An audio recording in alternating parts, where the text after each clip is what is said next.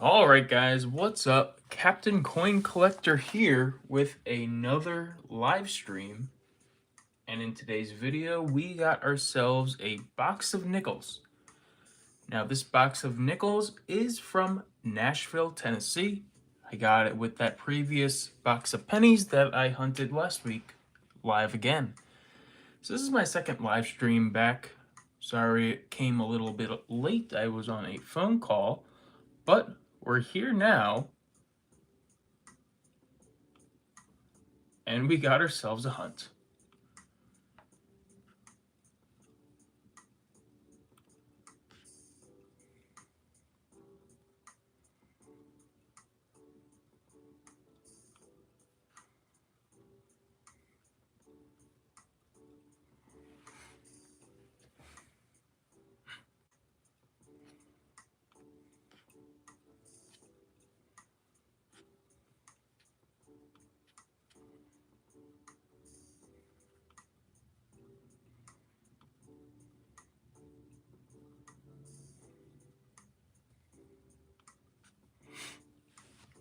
So again, we're hunting a box of nickels today. $100 worth of nickels here.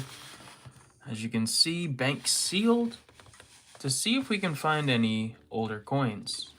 And included in those older coins are buffalo nickels, silver wartime nickels from 1942 to 1945, as well as buffalo and oldies, maybe even a Liberty head. But those are a lot rarer to find in circulation than silver or buffaloes. Let's go ahead and crack this box open to see what we got.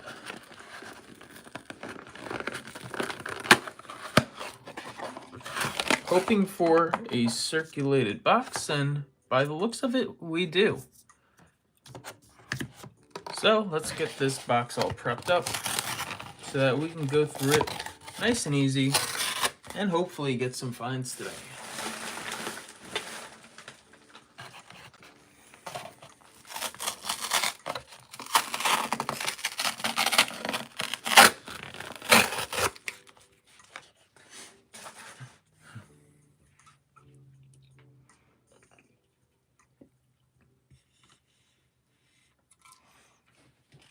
So we got ourselves our box of nickels up here. And let's go ahead and open up this first roll. Again, we're looking for anything older than 1959. We're looking for low mintages as well as silver. And those silver wartime Jefferson nickels are worth about $1.60 right now because silver melt is just so high. Hoping that everyone has had a great day today, and thank you for stopping by to this channel where we will be searching for some old coins, including our first find here. We got ourselves a 1954 from the Philadelphia Mint.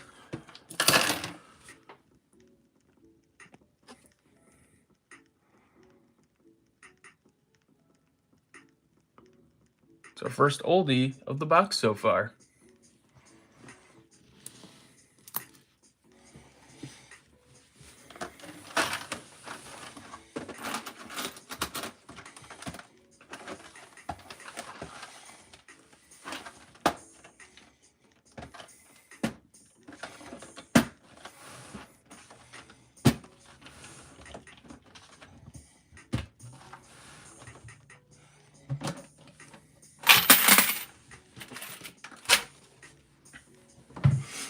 Let's continue the hunt. We already have one oldie on the board. Now, oldies I consider to be kind of around the wheat penny age. So 1958 was the last year of the wheat penny. And 1959 was the first year of the memorial penny. So with that, I count all the nickels 1959 and older as an oldie. And roll one gave us our first one with that 1954 Philadelphia. In addition, so I'll also put aside the low mintage year, which is 2009, as well as 1998's for my birth year. And I do collect 2005 nickels as well.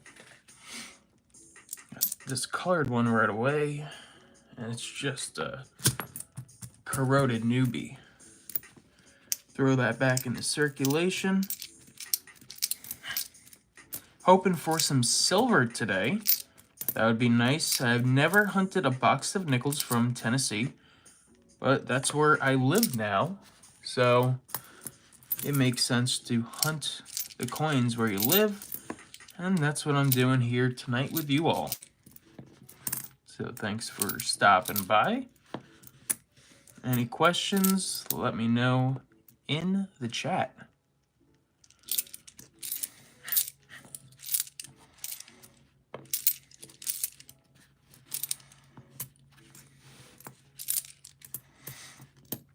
We got ourselves our second oldie.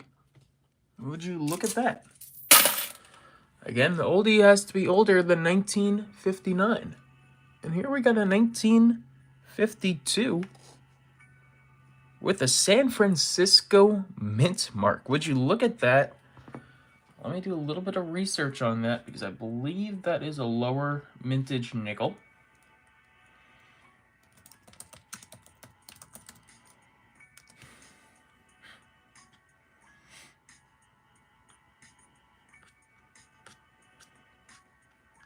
So 1952S, 20.56 million, 20.57 million.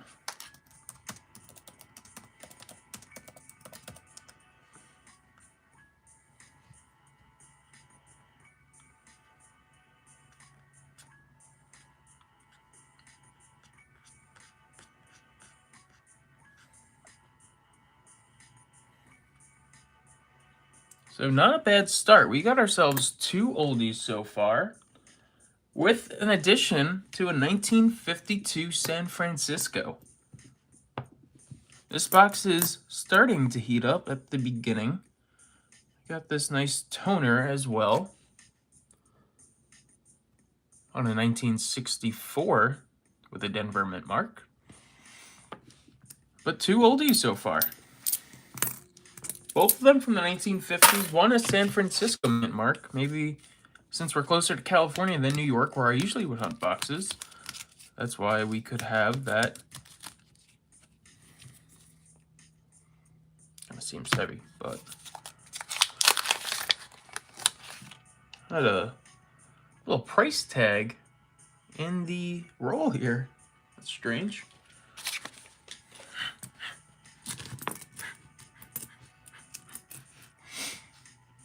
Maybe something here. Nope. Two oldies off of the bat. What a great start.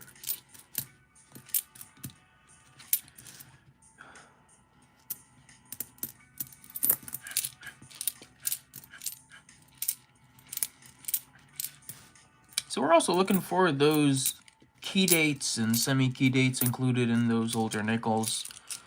Anything below about 10 million or so I consider a semi-key date, as well as the key dates in there that have, for example, 2.6 million like the 1950 Denver, as well as maybe 3.5 million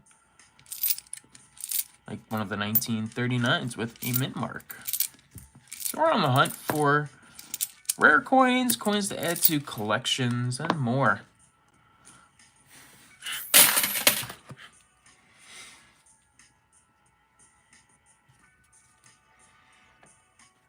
Hoping to get a couple more good finds, but we're only at the beginning of this hunt here. I know this is not the traditional way people do open rolls, but it's the way that I've been doing it for a long time, using my hands rather than a knife or even a screwdriver.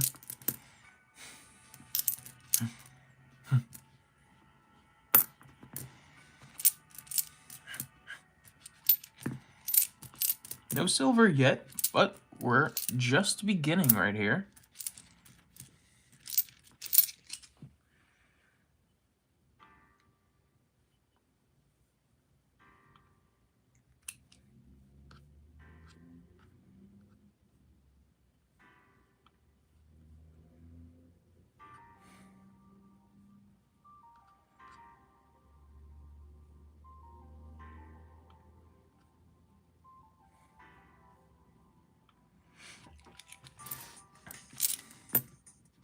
$1961, close to being an oldie.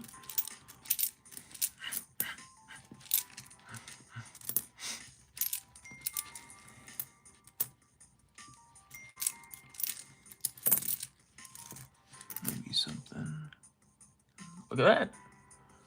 We got ourselves another 1954.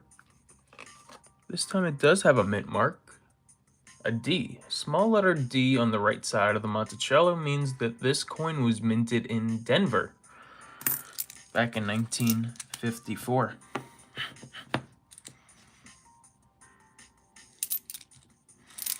So we got ourselves our third oldie of the hunt so far. Hope everybody is having a great day today. And you're excited to go through some nickels on my channel, Captain Coin Collector. I post videos on coins every single week. A lot of the times I'll post my hunts and the finds that I get from hunting a box of coins. I also throw in some learning videos as well. So hope you do like my channel and you hit subscribe. You can access all my videos for, what was that?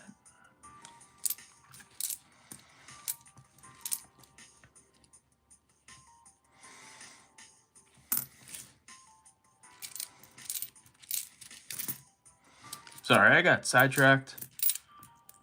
Going through nickels is a fun hobby, and if you enjoy looking through nickels and collecting coins, post videos on coin collecting and going through coins every week on my channel.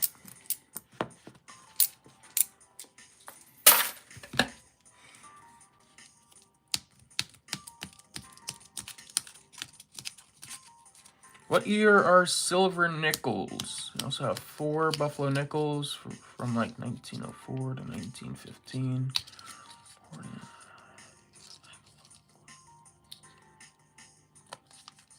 Oh wow, you buy abandoned units. That's one way to get some coins. The silver nickels, they are 35% silver, and they were produced during World War II. So from 1942 to 1945. Now, some of the 1942s do not contain any silver. That's because 1942 was the transitional year when the United States government decided to save copper and nickel from the production of pennies and nickels. So in 1942, they decided to change that composition to 35% silver for the nickels. And in 1943, the following year, they changed the composition of those pennies to steel.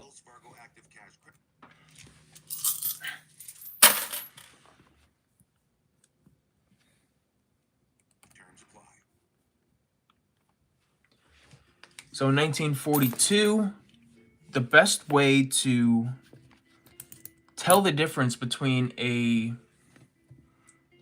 coin that was made of regular nickel, kind of like these nickels right here, and the ones with silver is by looking at that coin. I actually have one right over here from my collection.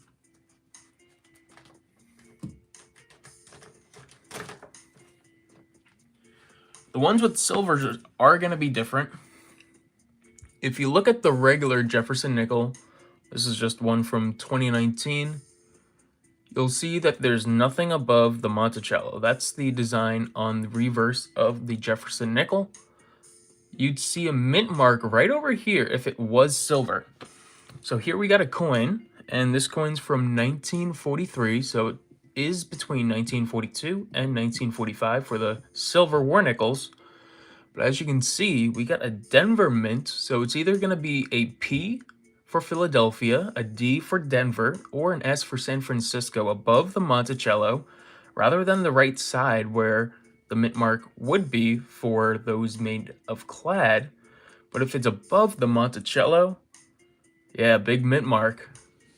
But it's a noticeable sign that you do have that 35% Jefferson silver nickel, and these go for about $1.60, maybe a little bit more right now with the current spot price of silver.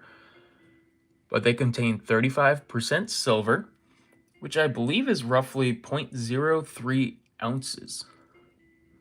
So they are definitely great coins to collect, and if you do have an abundance of them, they do go for some money. Most of the coins that I do have in my collection are found at about a nickel, I guess. So this, in theory, if you find it in circulation or even in the storage unit, they can be pretty profitable. People do collect them, and they're worth about $1.60. Mostly because of the silver melt alone, though.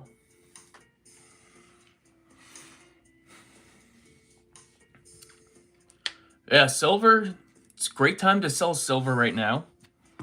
Silver is reaching a near high.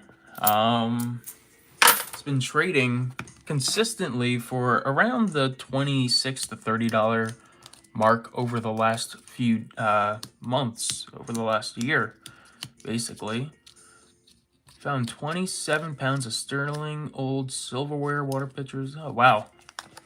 I always dream of finding that when I'm at like a thrift store. I've seen people do that often.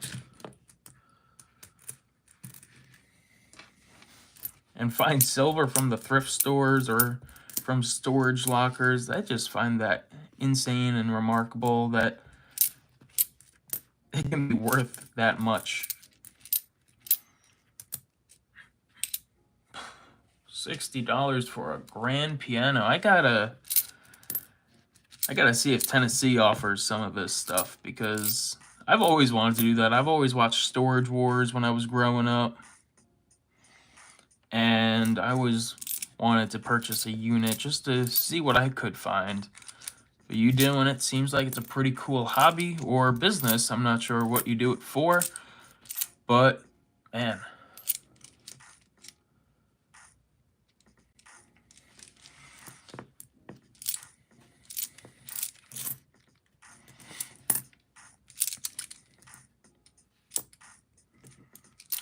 Turned it into a business. So yeah, you're probably watching the same show that I did when I was growing up. That is awesome. Good for you. One day, I definitely want to attend one of those auctions and see what I could get from it. That would be pretty fun, I believe.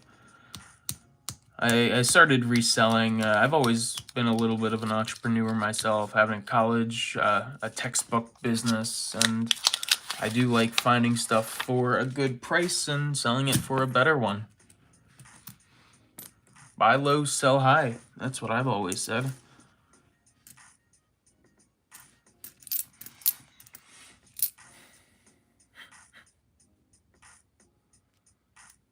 Yeah, those 1/10 gold pieces are pretty nice if you do have them. I recently got my sister as a wedding present a 1/4 ounce of silver.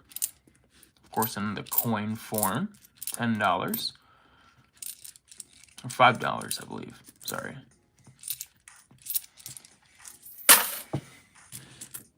But those are also fun to collect. I do collect the American Silver Eagles as well. 1 ounce of fine silver, 0.999.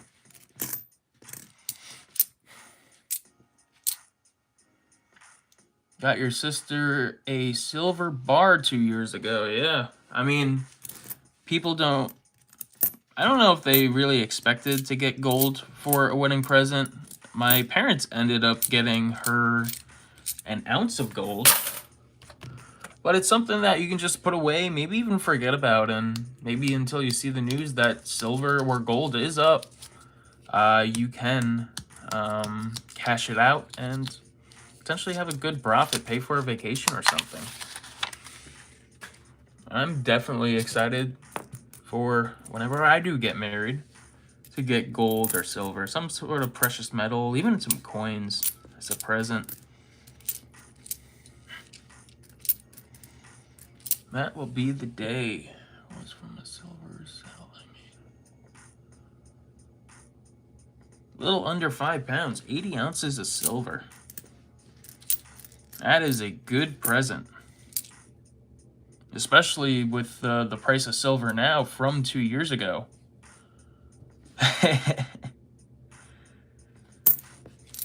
I'm sure if she still has it, she's realizing it's not a gag gift anymore. That is awesome, Robert.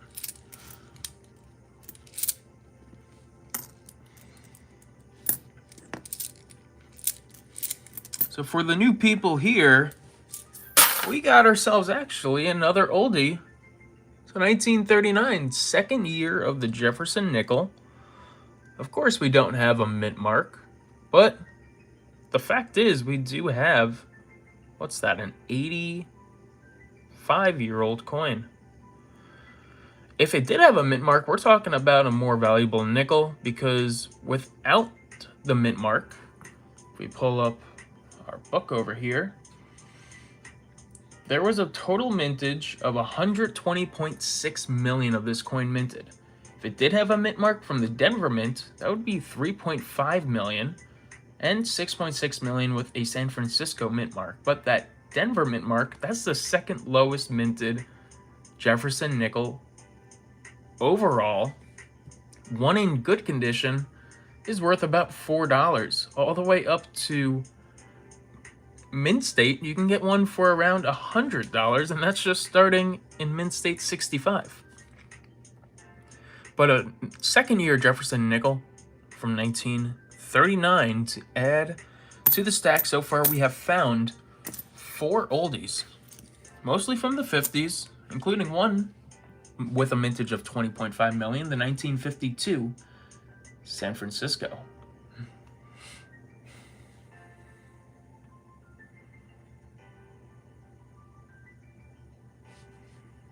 So the books that I use are H.E. and Harris. Those are the main books that I use for my collection here. But since I just moved, I didn't bring the collection with me just yet. I use a app called USA Coin Book. You can look it up, www.usacoinbook.com. And it tells you what the coins are worth, as well as mintage figures. So definitely a cool tool to use on the fly.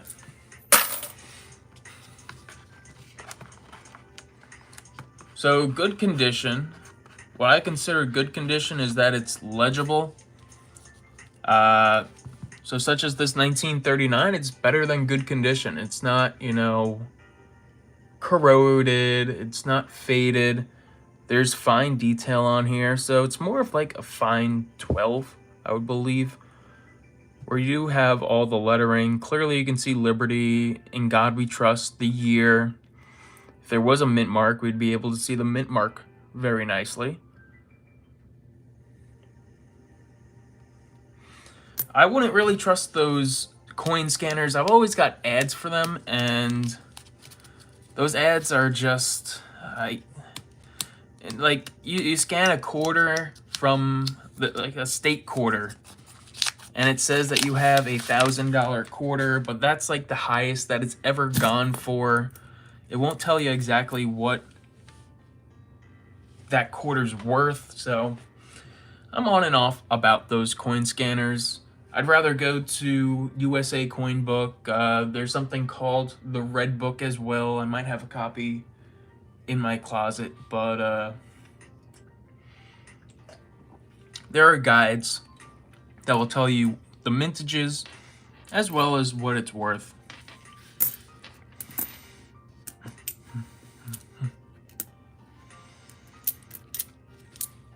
For all those who just joined, thank you for coming to this live stream. We are currently hunting a box of nickels that I got from a Chase Bank in Nashville, Tennessee, where I do live.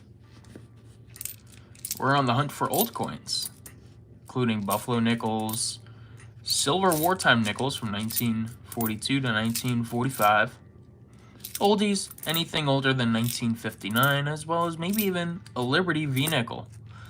That would be cool. So far, we found a few coins, 4 oldies, including a 1939, as well as a 1952 San Francisco, a lower minted one.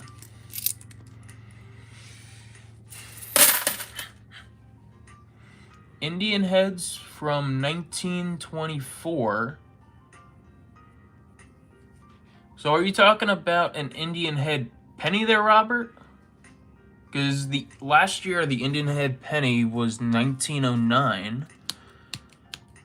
Or are you talking about the gold coins? Indian head, oh, nickel, the Buffalo nickel. Yeah, 1924. The Buffalo nickels are cool coins to find. I love their design. I also love just its history. A short coin in production.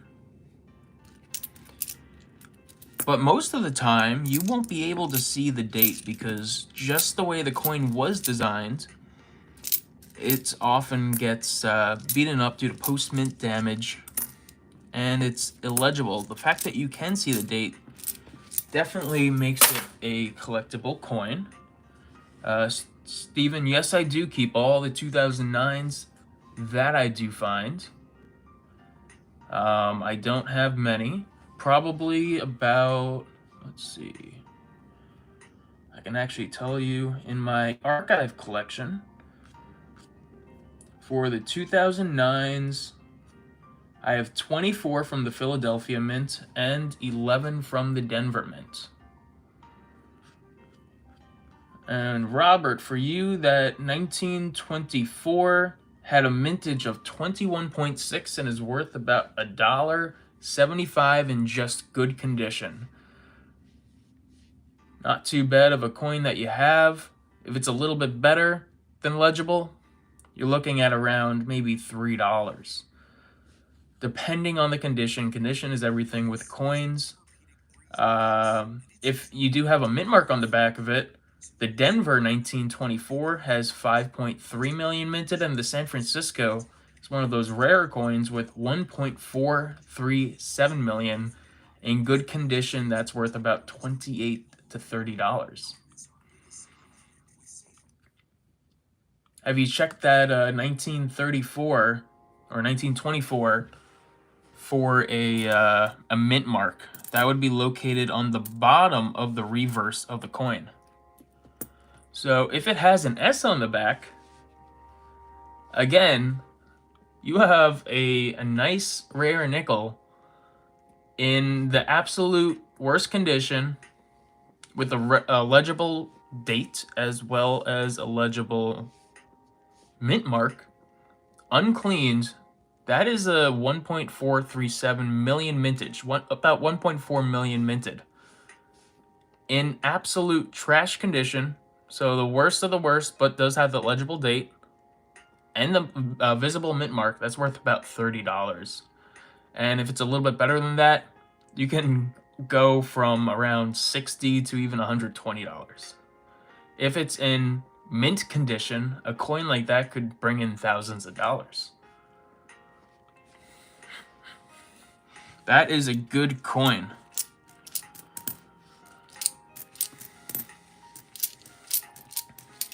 hoping to find one of those in this box. But to be honest, we already have a few good coins, including that second year 1939. Even though it is a common, it's also a great coin to add to the collection. So yeah, 1924 San Francisco. The S means San Francisco. That is a highly collectible coin amongst people who do collect the Buffalo nickels.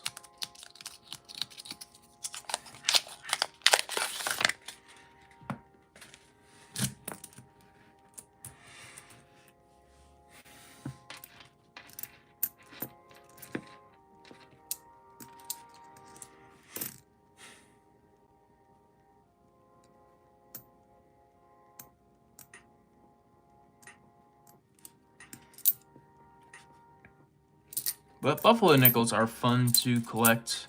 I've been finding a lot recently, hunting boxes. Something that I really never found hunting nickels as a kid were Buffalo nickels, but for whatever reason here in the 2020s, we do have a surplus of Buffalo nickels in circulation somehow, which is a good thing for collectors and people who do hunt. It's a nice little surprise. I'm not sure about Tennessee, but New York, I was finding a whole bunch of them. Those dollar president coins, they are mostly worth $1. Even the not intended for circulation ones, those include, I believe, after 2013.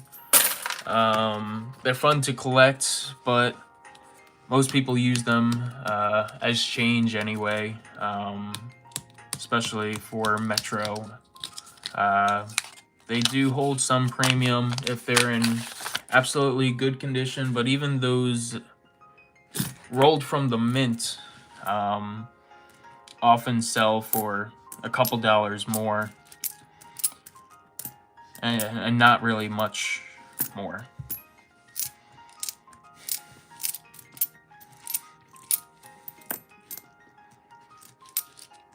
If it's a specific set that you do have for the President dollars, you can always look on eBay under completed sales to see if a similar item has sold and get a price. But remember, with eBay, there's fees. So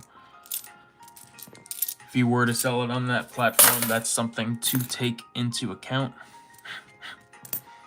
The Sacagaweas are the same thing. The dollar coins with the Indian Native American lady on the front of it, the Sacagawea coins. Most of them are worth $1. The rare one is back in 2000. There was a promotion through Cheerios for the turn of the century coins, and the Sacagawea dollar ended up being put into a set amount of boxes of Cheerios. All the other boxes would get pennies, but a few hundred, or I believe it's maybe even 1,000 lucky customers of Cheerios got the Sacagawea dollar, and it's known as the Sacagawea dollar. It has more fine detail on the reverse than the very populated, circulated Sacagawea dollar.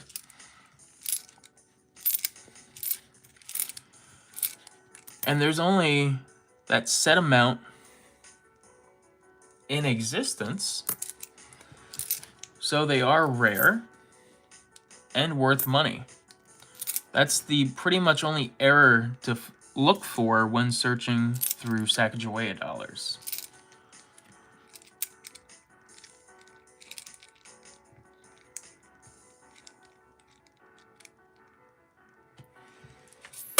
I didn't know that they had that shipping for $1.25. I'm gonna have to check that out. There are a few coins that I do consider selling, but I always thought that shipping would get in the way of that.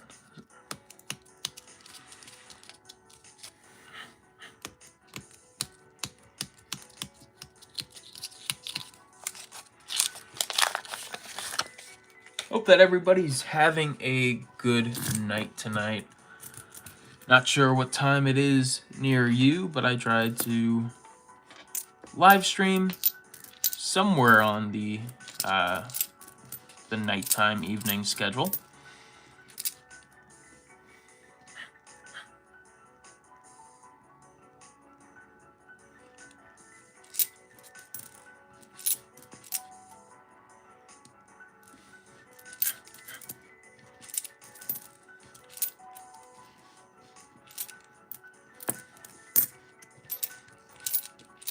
Currently, it is roughly 9 p.m. here, Central Time, so hopefully we do have some finds throughout the night. Looking for more oldies, looking for some silver, looking for buffaloes. Hopefully we get one or more of those coins in this box. 15 rolls in, and we have so far 4 oldies. So not a bad hunt so far.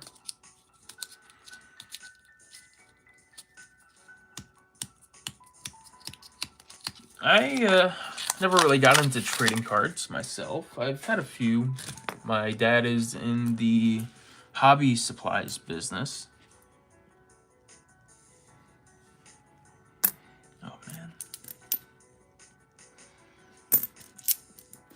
So we've always had a few cards in our house.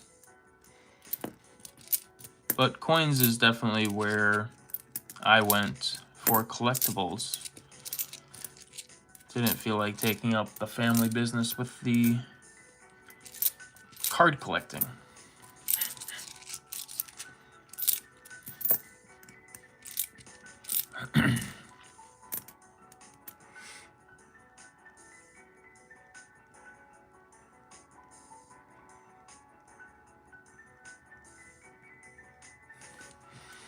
So wheat pennies, they're just gonna depend on their condition, their year, if they have a mint mark. Lots of wheat pennies were minted. Some were minted less, some were very common.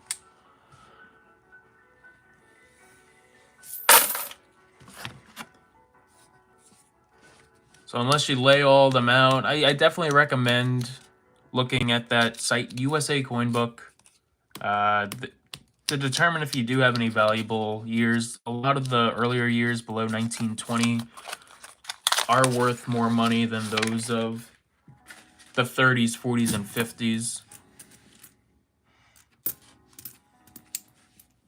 USA Coin Book, that is correct. I've been using that site for years. They don't just have nickels, they also have pennies, dimes, quarters, half dollars, earlier coins, colonial coins.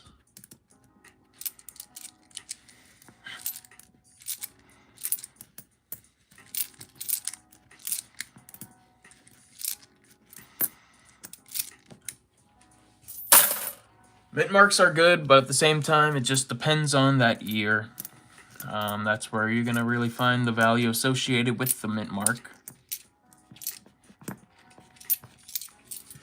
Roll 17. We got some gunk on this coin.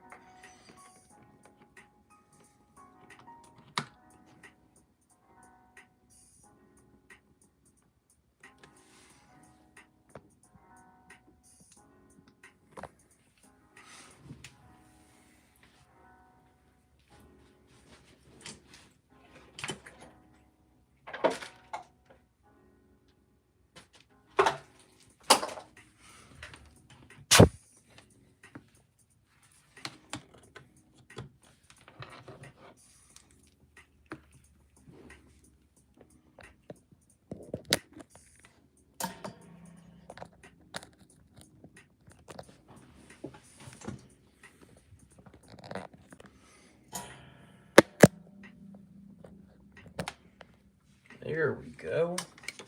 Now we're in business. Oh, yeah, we got this 1941. There's no mint mark on the back of this coin, so it is a Philadelphia with some gunk on it. Don't really want to scratch it. So the question came up, where do I get my boxes of coins? You can go to any bank to get boxes of coins. I preferably go to banks that I do have accounts with.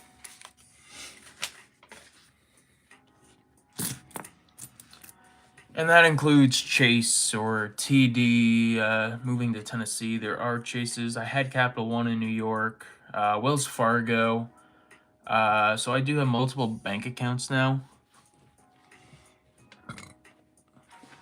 I did go to a bank here in Tennessee, a Chase Bank at that, where usually I'm able to get coins on the fly.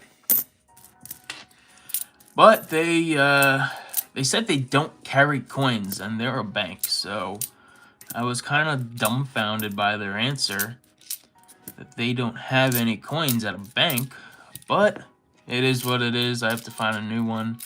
I went to a doctor's appointment in Nashville and ended up getting this box of nickels. So I was happy once they gave me a box of nickels and a box of pennies. Capital One. Yeah, I sometimes strike out, and a lot of the banks blame it on the coin shortage, but the coin shortage pretty much really wasn't a thing, in my opinion. They just made a bigger deal of it. I guess people didn't want to turn their change into the bank during COVID, but the problem corrected itself, and they still don't want to give coins away to people. Definitely a hoax.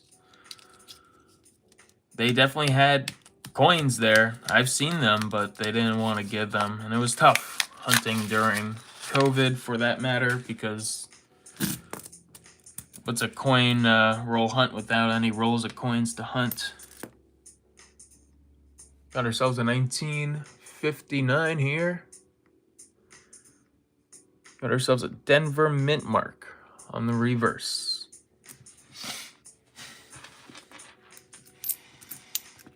But yeah, I've struck out with a bunch of banks in my area, so I'm trying to open up new accounts to see if I can get some boxes from other branches that do have coins. I'm going on Monday to a new bank. They have 2 locations in the town that I live in, so I'm pretty excited about that, to see if they can give me coins as well.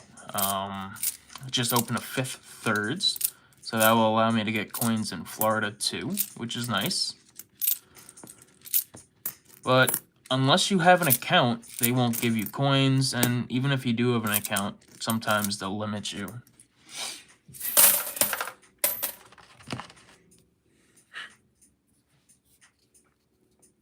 I hope so too. I actually had luck at Capital One back where I used to live in New York. I got a box of one box of pennies and 1 box of nickels from that bank, just walking in asking if they had a box of pennies and nickels to spare. In the first box of pennies, I was able to get 2 1909 VDB wheat cents, which is just remarkable. I've never found 1 in circulation, let alone 2 in the same box. And that's a more valuable coin, probably around $10 in the condition that it was in.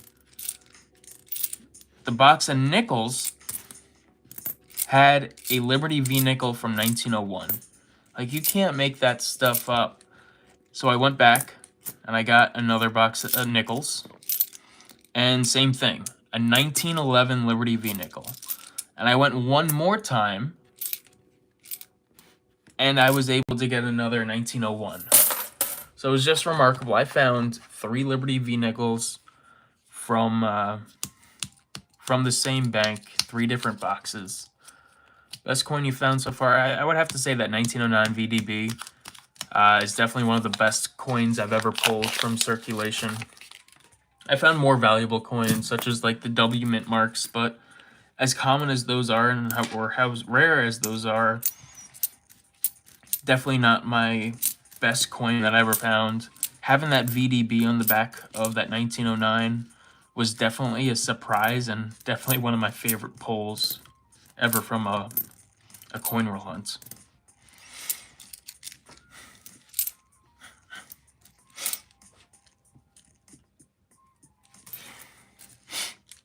Hoping to get a nice find here today. Our best find so far is gonna be that 1952 San Francisco minted nickel with a mintage of 20.5 million.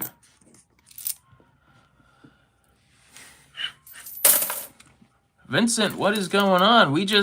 Look at you. We just found a dime in our box of nickels. That's because you're here. Welcome to the live stream tonight. We got a 2022 Denver worth 10 cents. That goes in a different pile. Maybe we got an oldie too. Just a 1964, but welcome there, Vincent. Luck has arrived. Roll number 22 here. So far, we are up to 5 oldies, 1959 and older. We found a 1939, a 1954 Philly, 1954 Denver, 1959 Denver, and a 1952 San Francisco. No 2009s yet. A bunch of birth years, some 2005s, no silver, no buffaloes. Only the 2005 buffaloes, not that those matter. But we're enjoying this box from Nashville, Tennessee. Or West Nashville, I should say.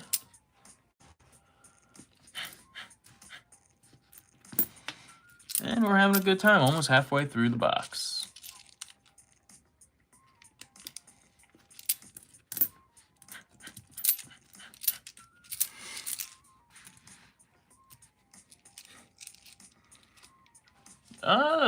Liking the stream. That should be somewhere under the video. I think you got to exit the live chat feature if you're using mobile. But it will be underneath the video. Typically where it would be.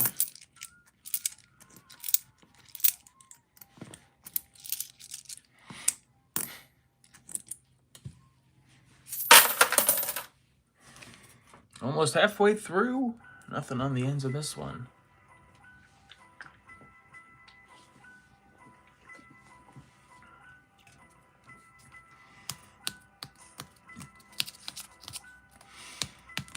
And I know I've been called out for the way that I open up these rolls.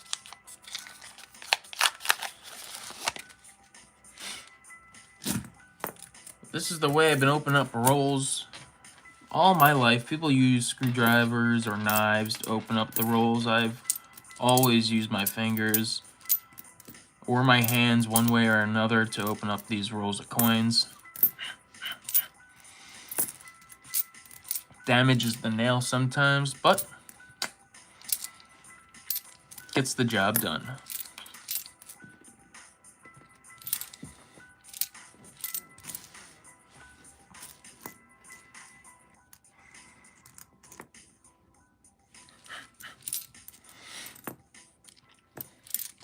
Well, I'm glad you found it, Robert. Thanks for the like on the live stream tonight. Really do appreciate it. If you haven't liked the video so far, go ahead and hit that like button. Definitely helps with the channel and reaching out to more people about coins on YouTube.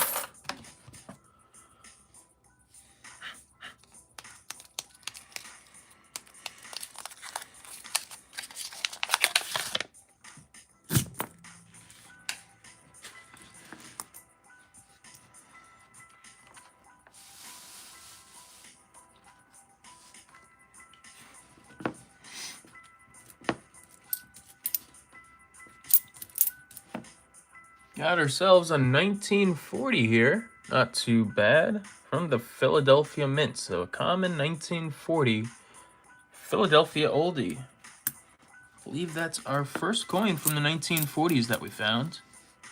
Hopefully not our last.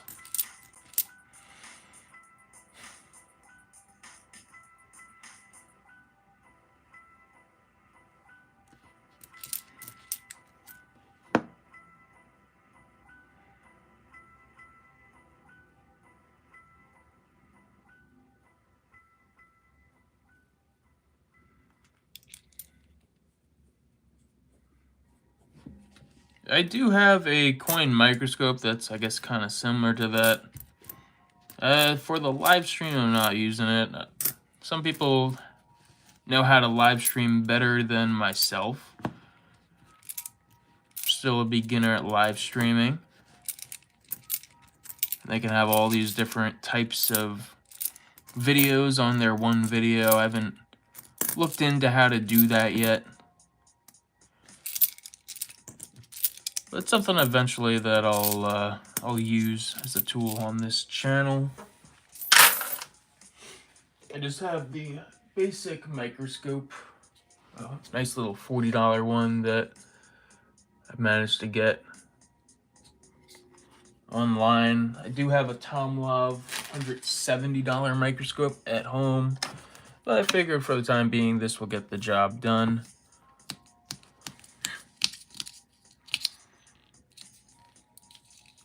The felt on the table definitely has been a game changer. When I started my channel, I used to hunt on either carpet or on the wood of a desk. Looks like we got ourselves another dime here. Another 20 Denver, so a second dime. Look at that.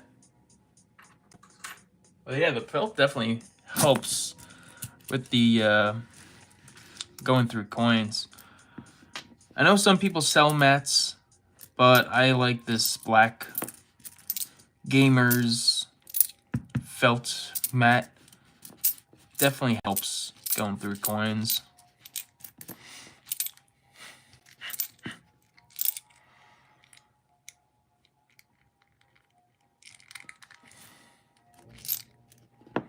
And unfortunately, I got this one off of Amazon, so it wasn't me that bought it, but what a coincidence, huh?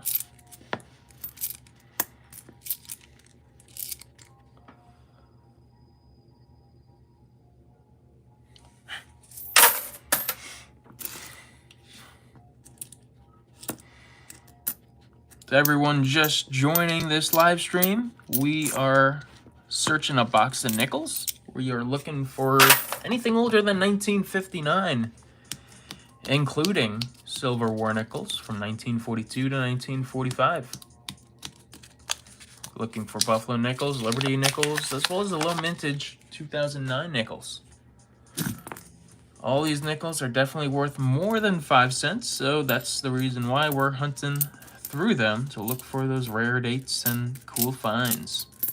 So far we found a few oldies, but the hunt continues as we're just over halfway done with the box.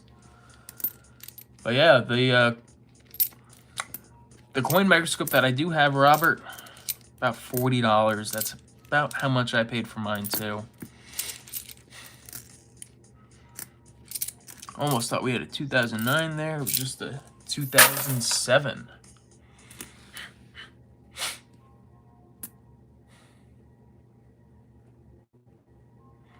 So people do recognize based on the side of that 35% silver, but oftentimes with nickels you can get tricked easily. Let me bring back that 1943 or 44 Denver that I had. So I'll put my 1998s here. I'll put a silver in there. That's what the silver looks like inside a roll of nickels. You can tell there's a difference, but oftentimes that rim could be a dirty coin, a drier coin. it could be not what you're looking for and you can get very excited. So most of the time I do find silver. I'll actually lay it down and I'll see that mint mark above the Monticello, signifying that I do have that silver nickel. Oftentimes I just get too excited and then my excitement runs out when I see that it's not a silver nickel.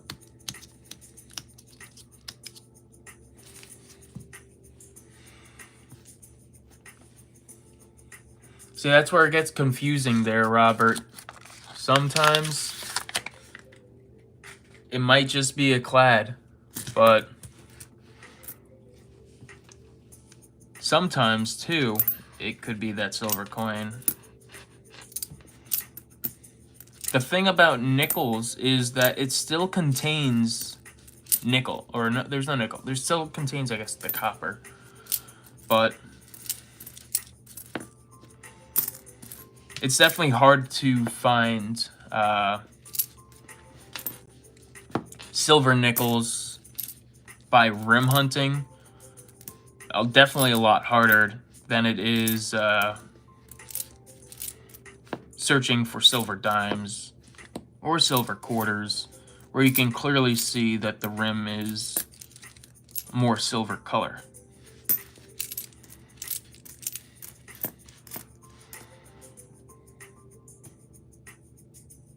Keep on pulling S-mint marks, modern day S-mint marks from 1968 to 1970, which I do collect for some reason.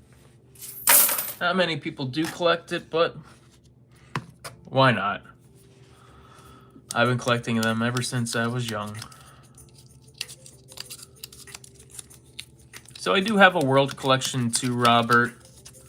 Every time I do go somewhere, maybe I'll stop by the bank and get some peso, some euro, any denomination of currency.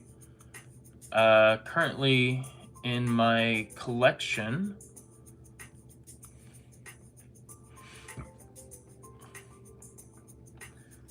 for foreign coins, it's worth approximately $540 converted to United States dollar, and the notes that I have converted to US dollar is about $240. I have Canadian dollar, Bermudan dollar, euro, pounds, Australian dollar, Jamaican dollar, Bahamas, Trinidad and Tobago, Eastern Caribbean, Haiti, Costa Rica, Colombia, the Swiss franc, the Croatian kuna, Mexican peso, Brazil real, and the Canadian dollar. All the trips that I went on, I do have more of those foreign currency, whether it's currency and coins or just currency, such as Aruba, Curacao, Haiti. Went to Europe, so I got euro, Croatian kuna, Bahamas. So I do collect a bunch of foreign stuff as well.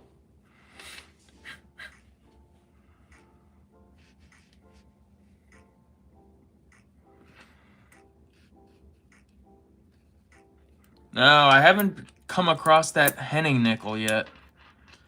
I've seen a lot of people post about the Henning nickel, like on the Facebook coins, those coin pages, Facebook groups, as well as a few people on YouTube finding those Henning nickels.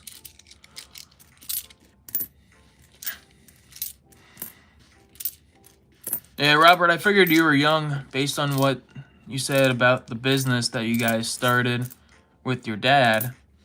I'm only 25, so I'm in that same age range as you. You've never left Maryland in your life. Wow. I've been to Maryland a few times. My brother actually just moved from Maryland to St. Louis for work. But I do have a couple more trips planned. I'm going to Europe again in November for a 16-night cruise. starting in Spain, ending in Florida.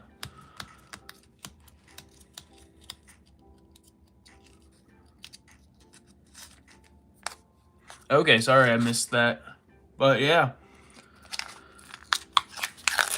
Your aunt lives in Tennessee.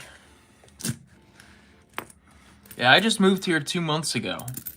So I'm still getting the hang of things. I've been playing a lot of golf, but not as much going through coins as I would like to, just because of the coin situation that I do have. But hoping next week maybe I can get some more coins to go through, either live or make a few videos as well. Typically I would do the Hunt and Fill series, but I didn't want to bring all my books here. I figured I'd just do the thing that started this channel, which was hunt coins for the purpose of going through coins for fun. And I do enjoy not having to keep track and opening up books and upgrading coins. Just going through coins, searching for silver, for buffs, some odd coins, foreigns. Best way to spend a Saturday. But, I mean, I did play golf today, and I did get a good score, so.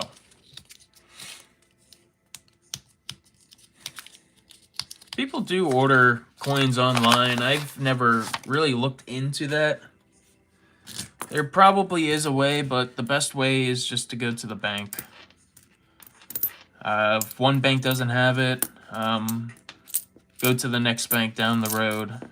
Especially being in a populated state like Maryland, there are definitely more than one branches of Capital One or whatever other bank that you do use, I would hope.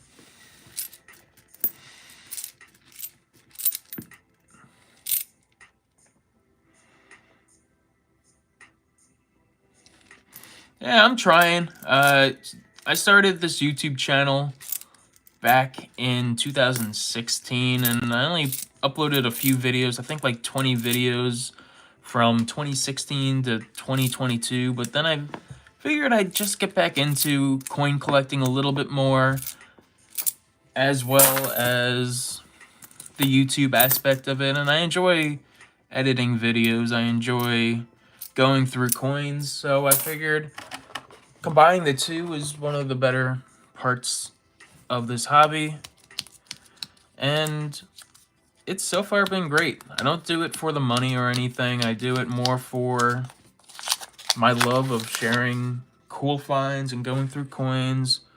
And look at that, we got ourselves the penny. 2016 Denver. So we're even for one of the dimes that we did find.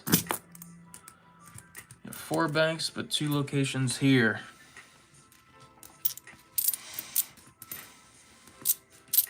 Now, what part of Maryland do you live in, if you don't mind me asking?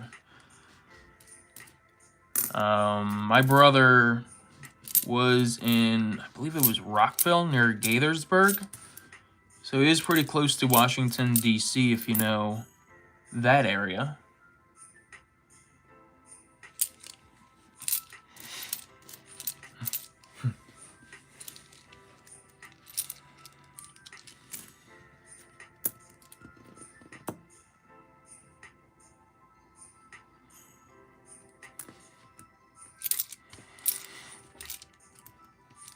Prince George. Okay.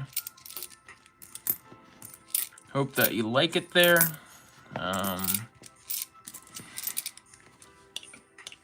As long as it aids your business in some way too, that's always a plus. Hopefully the banks around you get their act together and you can get more coins to go through if that's something that you're interested in. 20 minutes from Baltimore Harbor. So you know about that bridge crashing a little bit more than I do, I guess. Definitely a sad day for Baltimore and its commuters, but thankful that they cleared the channel. I do have a cruise out of Baltimore planned in December and the end of November, so I'm pretty happy about that. Okay, you buy the storage units online. I didn't know that you could do that. That is definitely a fun way to do it.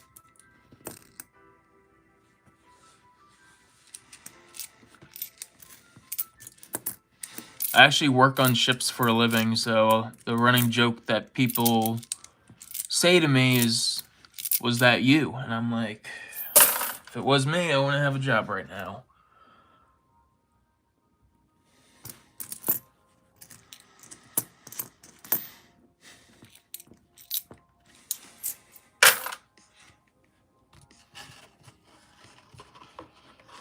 Man, lost 5 packages due to it. Luckily, I work with oil, not with containers anymore. So that wasn't my fault.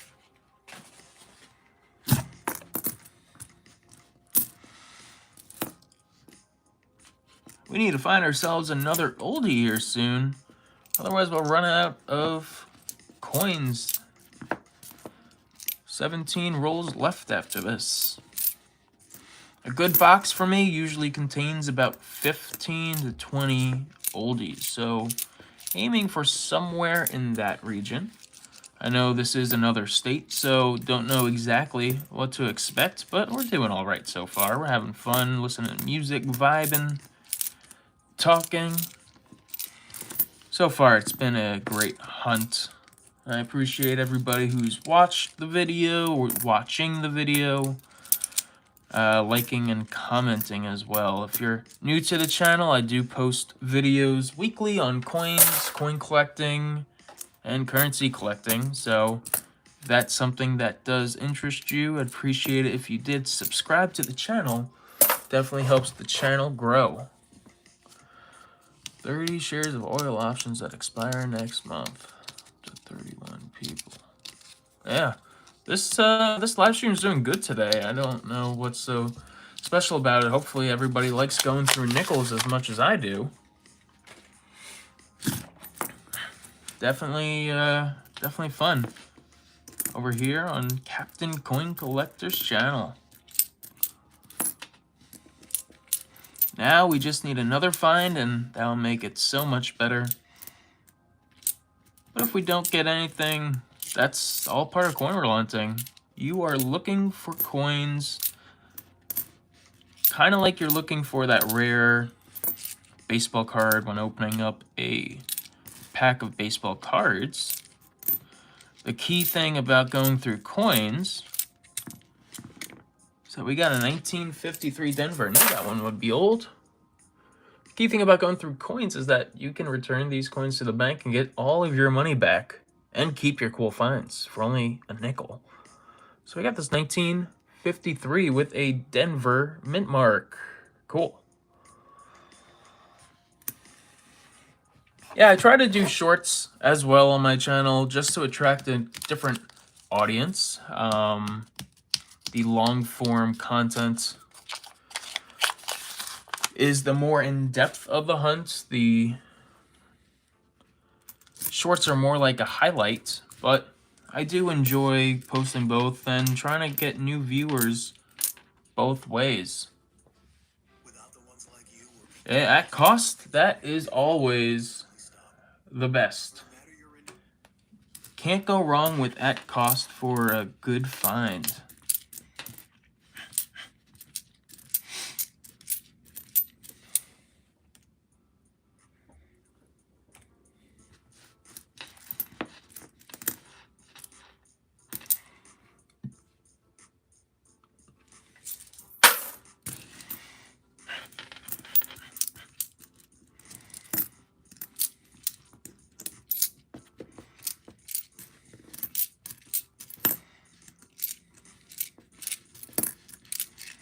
No 2009 nickels yet. Not that I'm not surprised, but not too bad.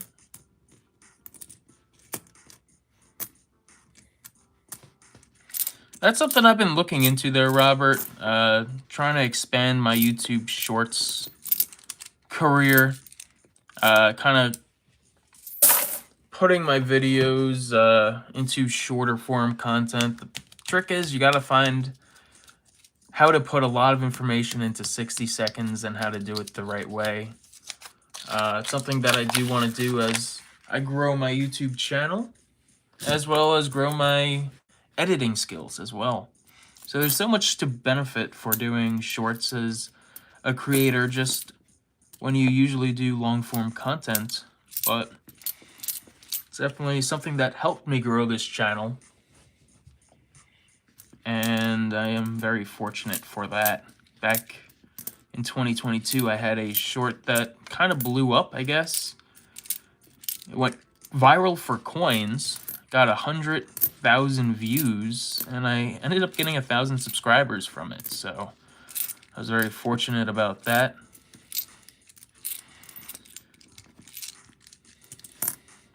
Not that all those viewers watch my long-form content anyway, but it was definitely cool seeing firsthand that video blowing up.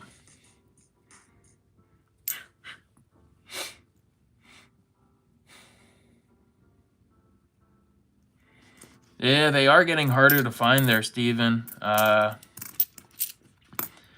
More people do look at their coins more, which is a good thing.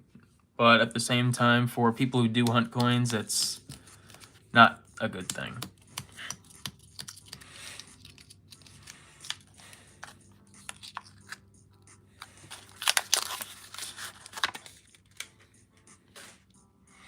That's something I might be able to do on shorts, you know, day one of hunting a roll of nickels until I find a 1950 Denver. I'd probably continue that series for the rest of my life, to be honest with you, with the luck that I've had. Got a 1941 oldie here. Little dirty, but we don't mind it. From the Philadelphia Mint, it's another oldie to add to the stack.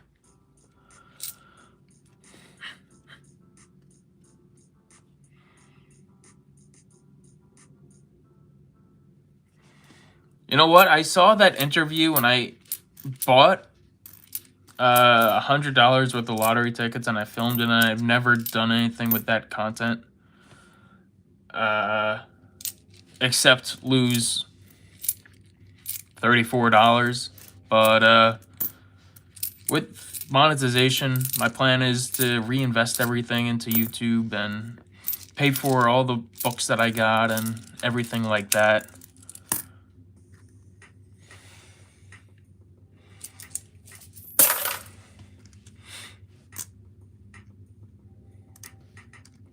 And that's exactly right. The longer it takes, the more views you get, and the more chance you have to build the audience as well. No, I know what you meant there, Robert, with the coin scratcher reference, but I saw that interview and I bought scratchers right away, and didn't turn out well, but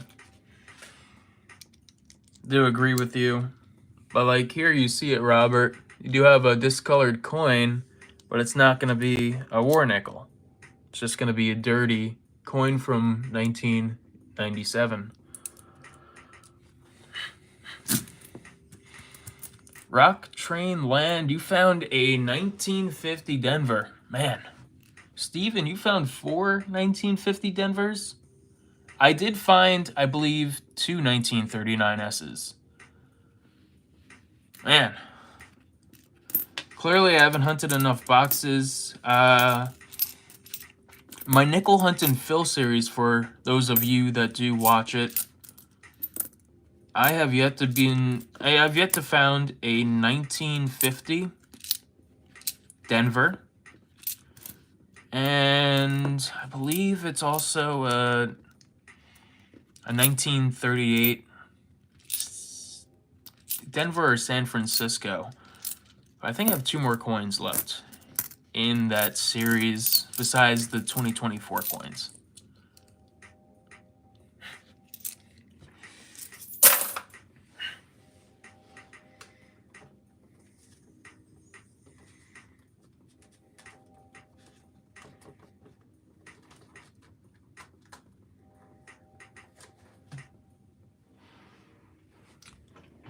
There you go, Steven.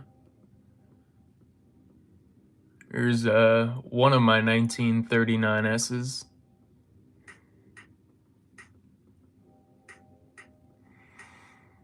That was a fun coin to find.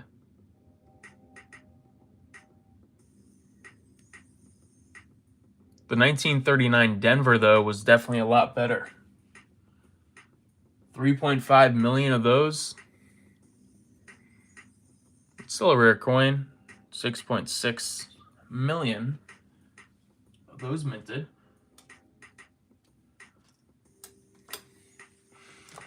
So you ask, what years are silver? For the nickels specifically, your silver nickels are going to be from 1942 to 1945.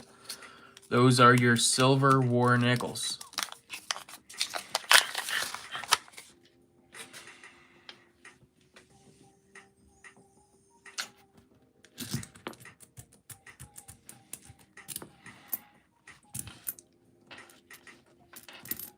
Hey, Robert, I'm not trying to rub it in here, but then again, he did say he found 4 1950 Denvers.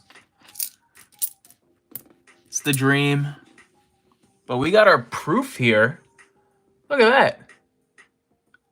More shiny than I expected. We got a San Francisco mint mark on this 2005 Bison Jefferson nickel. Holy moly. Was not expecting to find this, but I'm actually pretty excited for this. 2005 is my favorite year of the Jefferson nickel. And just the way that this coin presents itself, the shine, and man, I am actually really excited about this coin. A 2005 Jefferson nickel, the bison on the reverse. Proof from the San Francisco Mint. Definitely a beautiful coin. Man, it's not expecting that. Let's just keep it in frame. That is a good find. That's probably the find of the hunt, the find of the video here.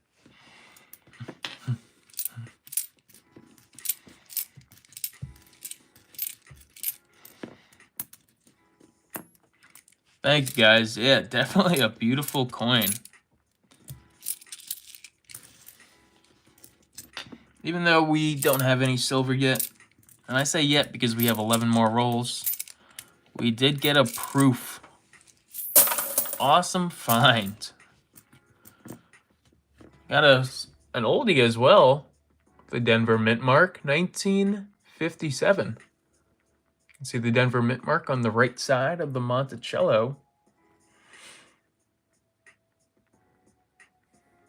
So another oldie to add to the stack, hoping to at least get 10. We got 1, 2, 3, 4.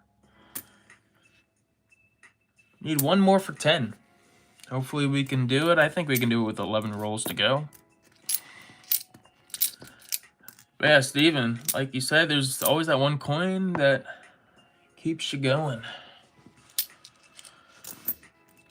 Definitely a good thing about coin collecting. For me, I have hundreds of coins that I'm looking for, especially with my archive collection, which is trying to collect one roll of each year and mint mark of modern coinage for pennies, nickels, dimes, quarters, half dollars, and even all the dollar coins, not including the Morgans, but I am including the silver for 1947.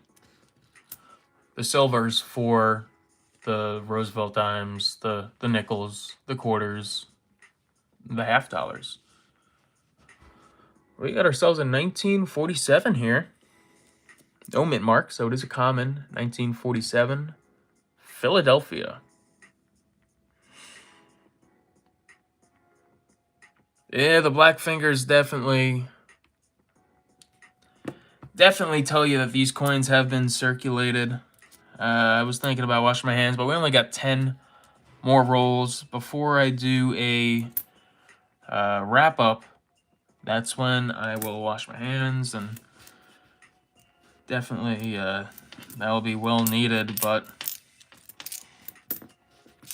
these circulated coins definitely do carry a little bit of dirt and grime.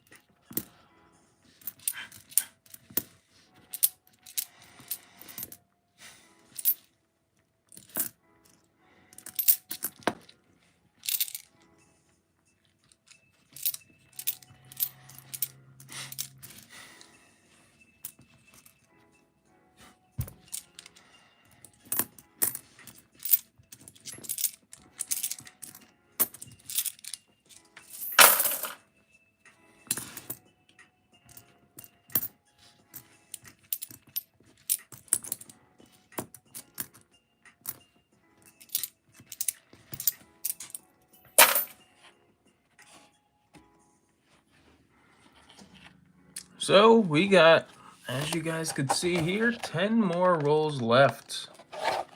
Let's make them count. Hopefully we can get some more coins to add to this box that has been phenomenal. We found ourselves a proof nickel from 2005, as well as 9 oldies so far. A couple modern date S mint marks, a couple coins to add to the archive collection. In addition, some 2005s and 1998s.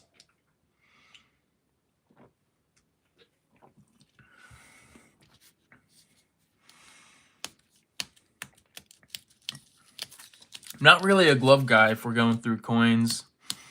That's just my preference. I prefer to touch and hold a piece of history rather than be protected by a glove. But even at work, I'm not a big glove guy either, so.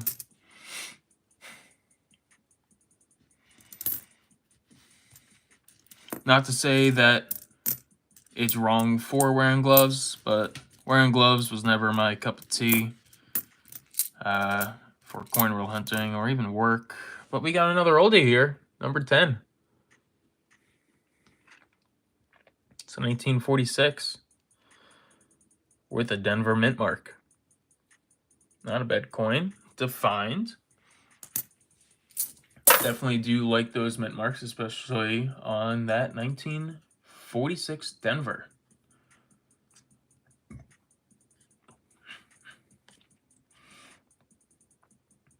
Mintage of just over 45 million for that one.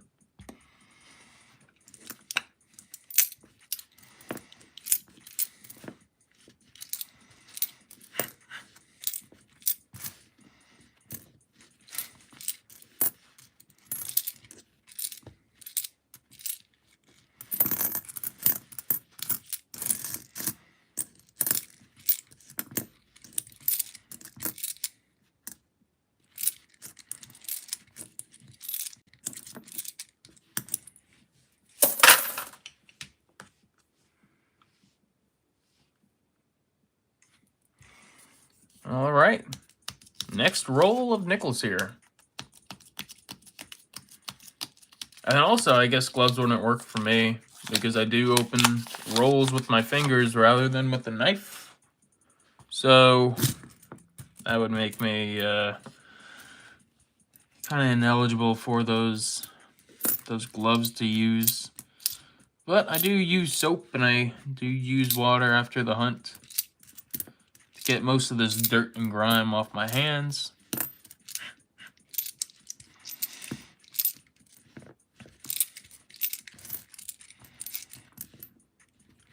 Oh, 2019.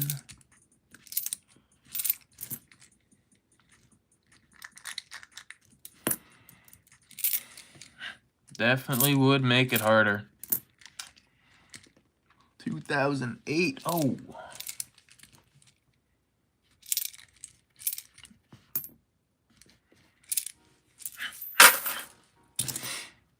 One thing that I do not like about moving to Tennessee, though I do love Tennessee, I have yet to find a bank with a coin machine. I don't use Coinstar for obvious reasons. I don't pay fees. But my credit union back at home, they did have a coin machine, and it made it easier to put coins back into circulation. Here I gotta roll up coins and bring it back to the bank, but I already found my dump bank, and that's that bank that doesn't have any coins, so I might as well give them what they're missing and give them some customer wrapped rolls.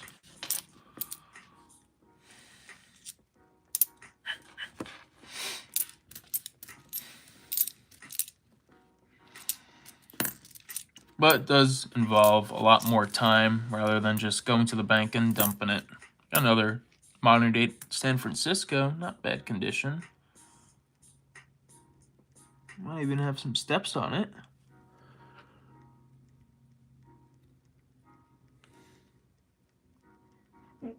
"1970 San Francisco" here. Possible steps on this one. Maybe we can take a look at that a little bit better later.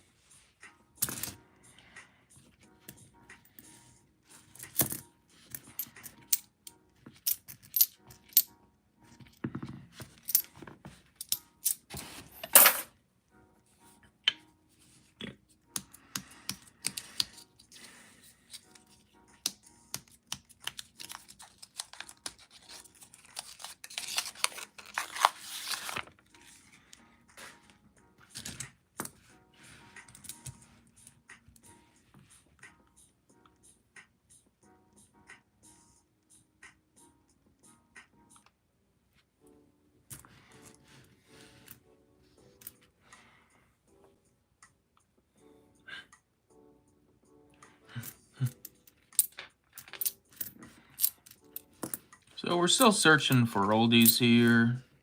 Maybe even foreign would be nice. Some silver or a buffalo.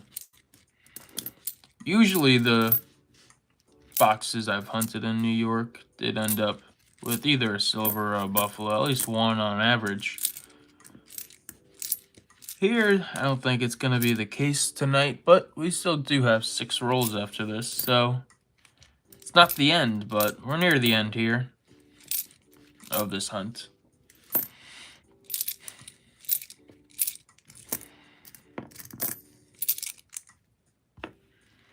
$19.98 to add to the 98 stack. Did find some oldies already, some proofs, but 6 rolls to go. Almost done with the box.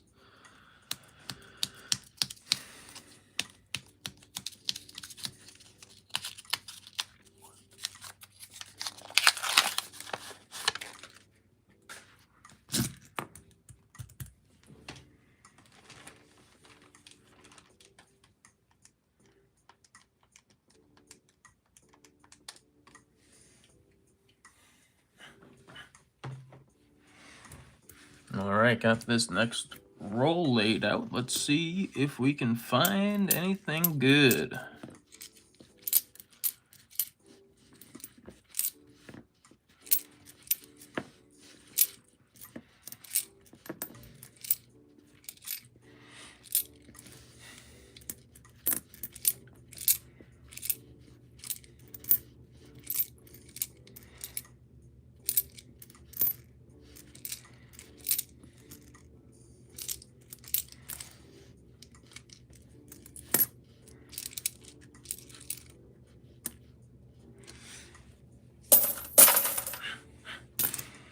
I want to thank you guys for 7 likes on this video. If you haven't hit the like button yet, and you did like the video, it helps grow the channel and attract more people to not only this live stream, but to the channel as well. What's my favorite coin of all time? That's a tough one. I'll tell you what my favorite nickel is. Kind of to stall while I kind of think about that answer. I've already found it. My favorite nickel happens to be the 2005 series. of the Jefferson nickel. Such a beautiful coin, such beautiful designs. It was a nice change to see this design, especially after the modern Jefferson nickel that I grew up with, changing the portrait. So the 2005, more preferably the Bison, is my favorite nickel. But my favorite coin, that's going to be a tough one to answer on the spot here. For everyone in the chat, while I think about my answer, I want to hear from you. What is your favorite coin?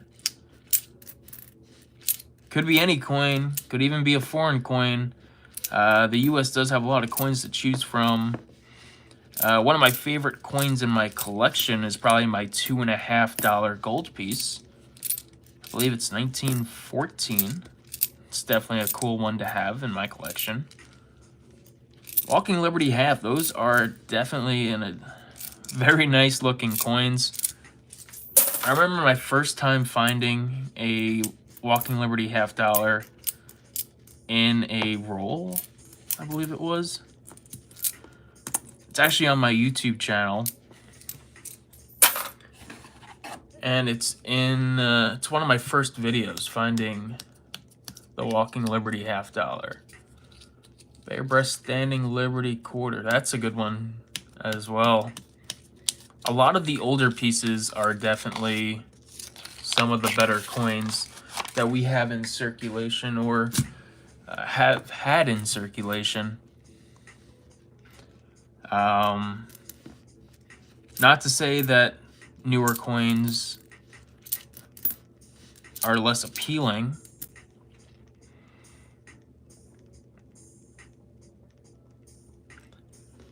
But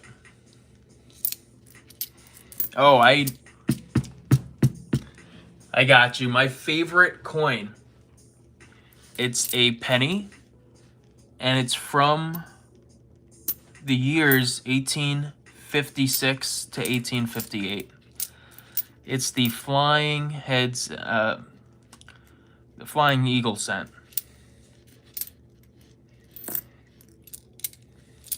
That is probably my favorite coin.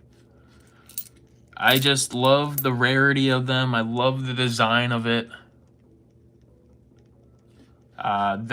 That is my favorite coin, and I remember putting that on my Christmas list one year, and actually getting it was pretty cool. I have a few of them now in my collection, but definitely, if it's not at the top, it's one of my top 3 favorite coins.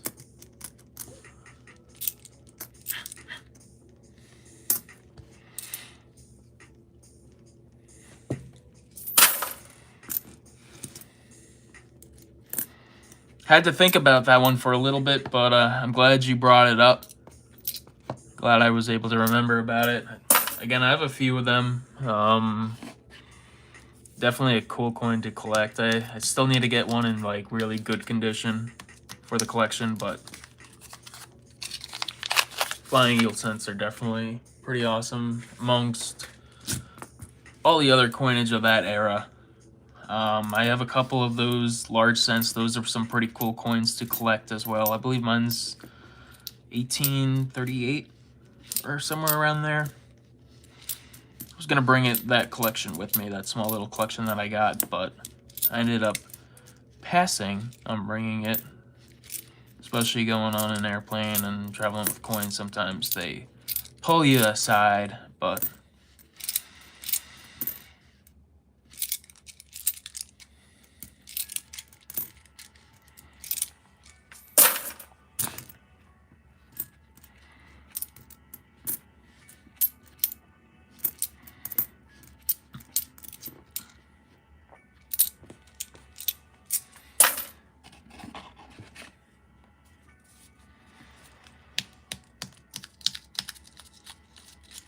yeah, around that time, there was a lot of cool coins that were circulated, even just the Indian heads.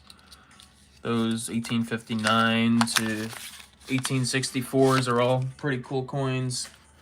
In addition, those Civil War tokens from 18 63 and 64.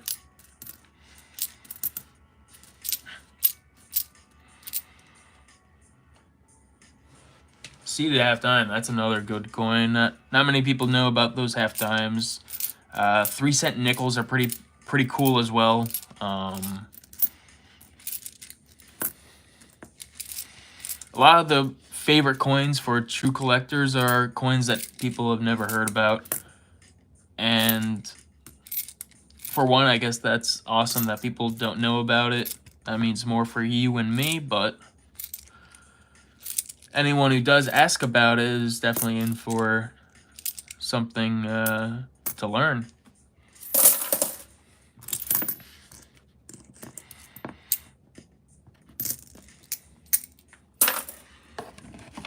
This is the last roll of this hunt, and somehow we've made it to the end. No more nickels in this box. Let's hope for some last roll luck here.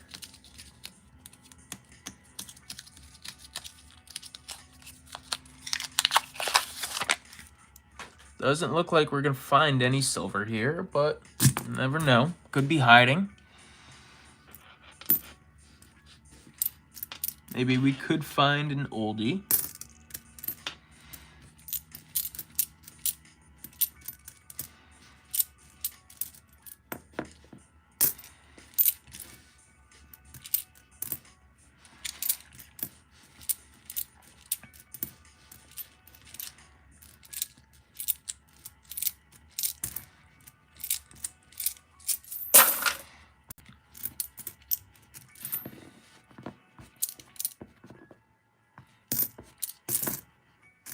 And a little bit of last roll luck here. Right up with an oldie. 1957. And it's Philadelphia, so it is a less minted one than the Denver Mint. So not too bad to end the hunt off. We did find one more find, which is always a positive when hunting coins.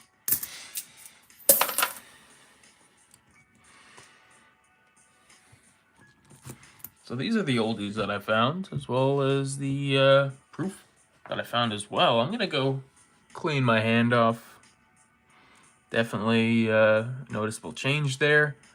Then we'll deep dive into those coins that I did find, get some numbers, and then we'll call it a night. But I'm going to go ahead and wash my hands, get something else to drink, and I'll be right back.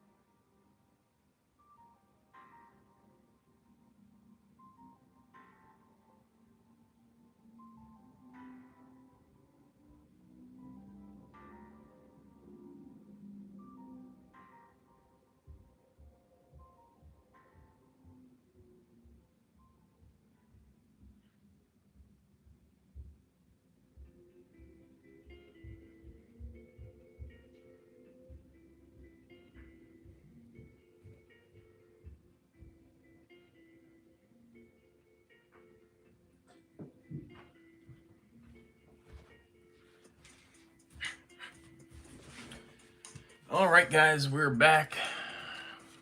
Gonna finish off with Celsius. And let's actually use the microscope here. We have it, we might as well use it.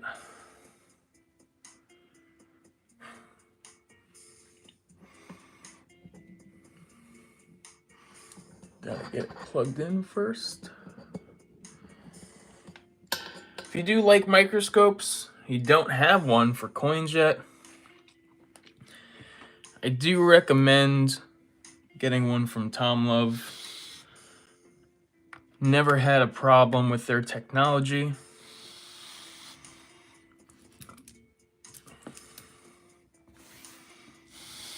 So if you do want a coin microscope, you can get one from Tom Love. They have a website, or you can just buy it off of Amazon, but let's see how this works.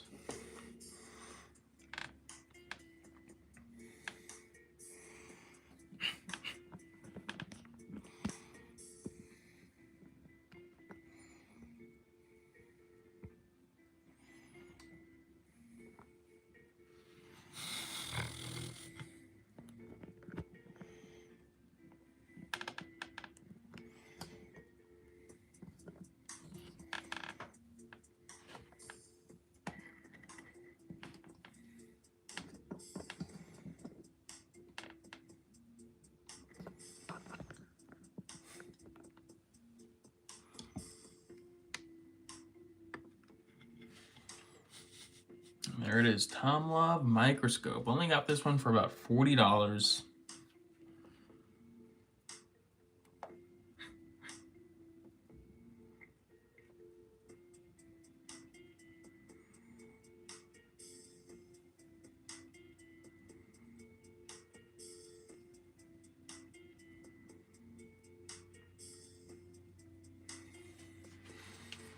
So let's start with the S mint marks of modern day.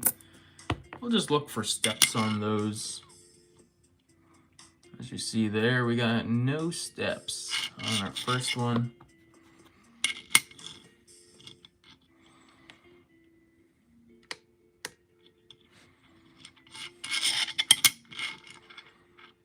No steps on the second one.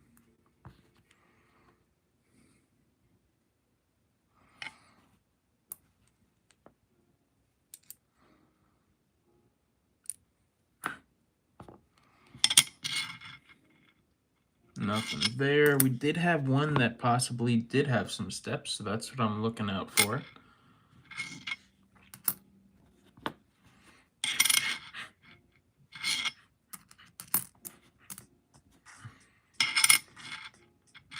All right, let's see this 1970 San Francisco.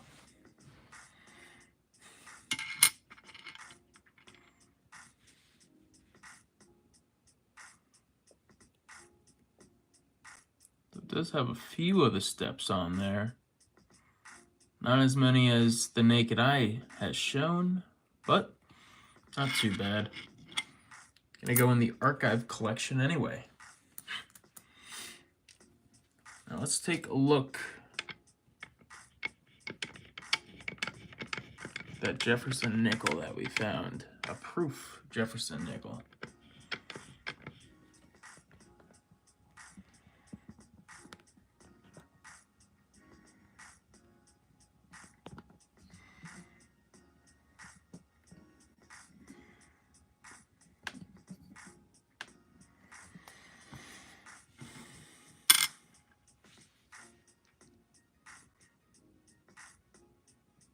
Not too bad a condition.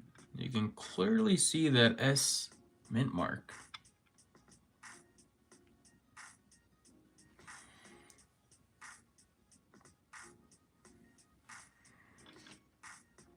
Not too bad of a coin there. Reverse. Not too bad. Did I skip over one? Either way, they're just S mint marks with modern date coins. I did find some really good condition ones in one of my recent hunts from about a couple months ago. And oh man, I wish they did have steps. Found some 1954s with steps, so that was definitely something to write home about. We got this 1941. I believe this was a Philadelphia that we found.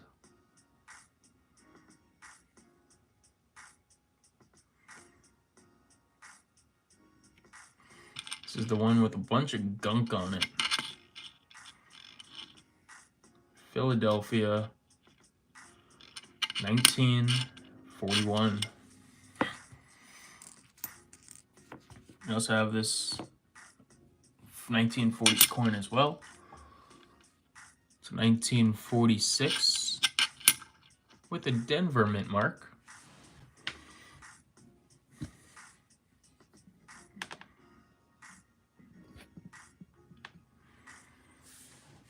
I think that will show a little bit better. But 45 million of these coins minted. Not a dull moment here. Another add to the archive collection.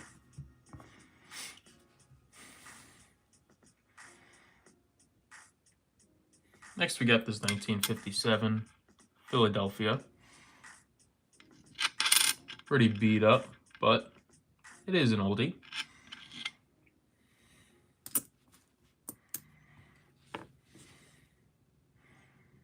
Got another 1940s coin with this 1947.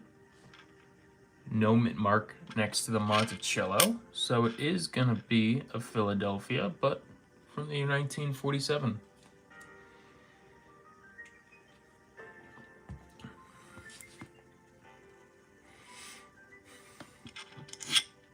Got another 1957 here.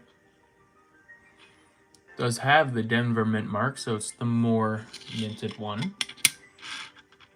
Higher minted one, 1957, Denver.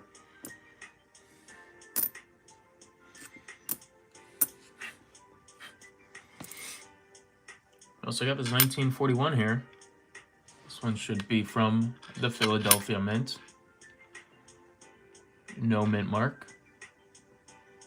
And of course, steps are missing. Got a 1953 with a Denver mint mark. Pretty prominent D mint mark over there, so very nice. Gonna be a nice add to the collection from 1953.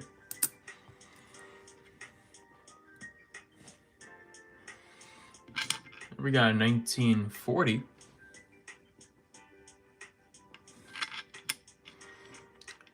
No mint mark. It's going to be a Philadelphia.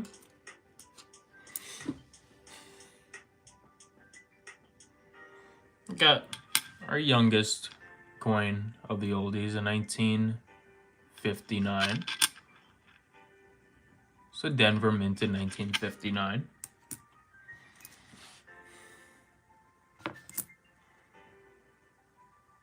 Got 1954 here with the Denver mint mark. It's another 50s coin to add to the stack.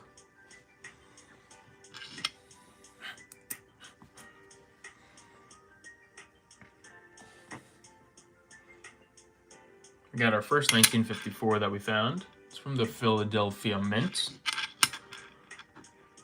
Because there is no mint mark to the right of the Monticello. And our two best oldies that we did find. We'll start with our rarest one with only 20.5 million of them minted. You can see that San Francisco mint mark. Wish it did have some steps on that one. But the San Francisco mint mark, I knew we had an oldie just on the fact that we did have an S on the reverse of the coin. We got ourselves a 1952 San Francisco. Not too bad a condition, but it's definitely an add to that archive collection that I've mentioned. In the archive collection for the nickels, I only have one of these coins. So this will definitely be a fill in the archive collection. I'm excited about that.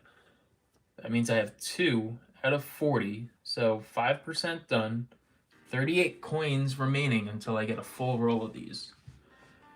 In the archive collection so far, I only have a roll of 1939, 1940, 1941, 1946, 47, 54 Denver, 57, 58, and 59 Denvers, 1965, 69S, 70S, and some of the moderns, the 2010, 11, 12, 13, and 22 Philadelphias, and the 2022 Denvers. So this will definitely be an add to the archive collection. This, however, won't be, but it's one of my favorite finds of the video. Besides, of course, that 2005 San Francisco mint mark. Proof Jefferson nickel. A 1939 from the Philadelphia mint. Wish it did have a mint mark. Or even some steps. We need some steps here.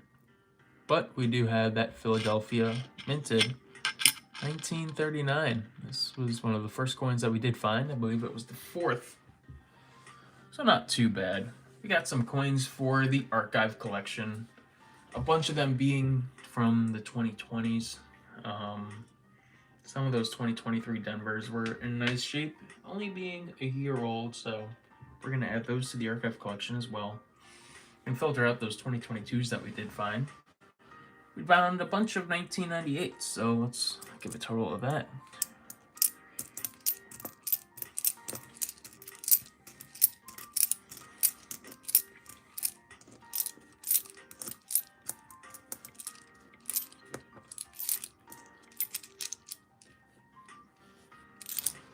So a total of 21 1998s.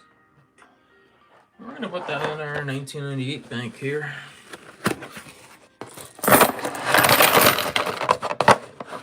Those will be added to the full collection, hopefully soon. I can write a note that we have 21 nickels. $1.05 to that bank. So far for the 1998s, I have a total of 7,188 coins, worth $665. Most of them are pennies. Second most is quarters. Then we have nickels, dimes, and half dollars. So making a dent in those 1998s. For the oldies in total, 1, 2, 3, 4, 5, 6, 7 from the 1950s. 5 from the 1940s and 1 from the 1930s for a total of 13. So not a bad hunt. 13 oldies, no silver, no buffaloes, no Liberty. But we did have a proof. That was our best find of the hunt. This 2005 San Francisco proof nickel. We did find a bunch of 2005s, which I'll be adding to the collection as well.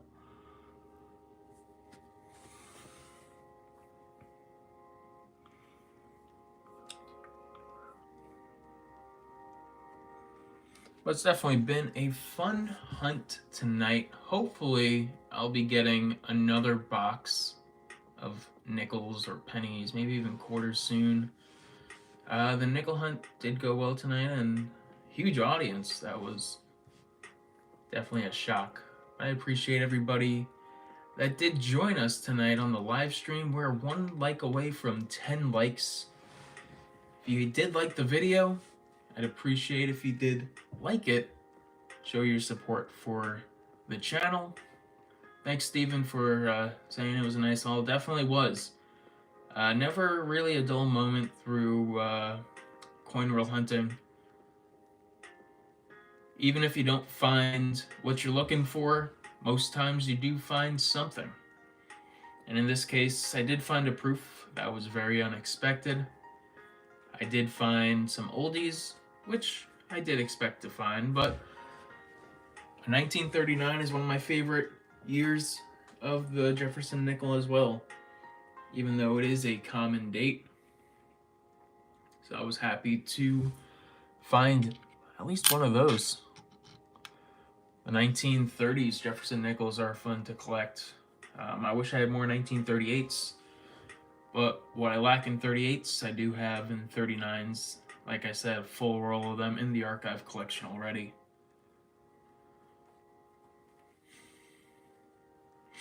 I did add some 1998s to the collection. I'm almost done collecting 2005s. I'm planning to get a full box of those. Half the ocean in view, half of the bison. So pretty soon that will be finished. Currently, let's see, I'm sitting at,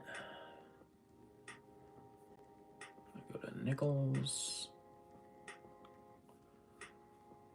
I have 728 of the bisons and 963 of the ocean views.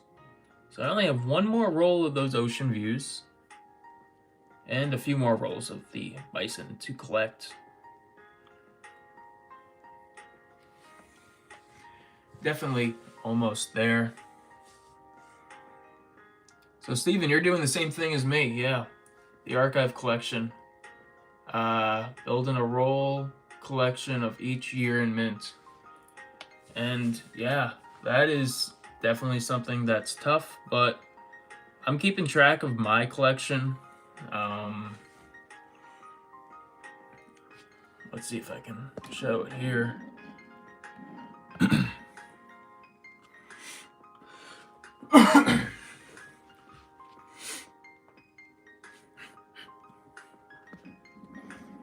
Got my old time MacBook here.